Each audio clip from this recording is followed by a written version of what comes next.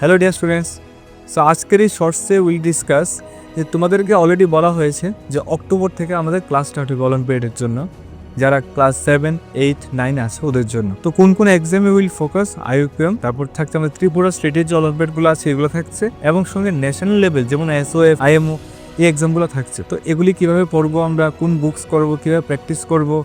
আচ্ছা, এগুলি পড়লে কি আমাদের স্কুলের এক্সাম খারাপ হবে? না, কারণ স্কুলের পড়াগুলির সাথে উইল ইন্টিগ্রেট দ্যাট কোর্স।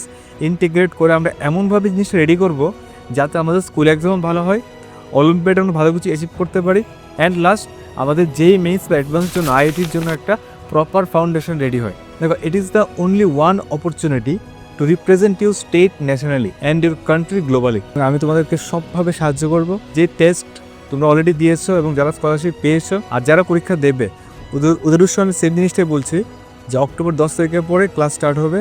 ভালো করে পড়ো, ভালো করে প্রিপারেশন নাও। যারা স্কলারশিপ টেস্ট দাওনি, স্কলারশিপ টেস্ট কীভাবে দিতে লাগবে, কী করতে লাগবে, এই যে নাম্বারটা আছে নিচে, এটার মধ্যে যোগাযোগ করো।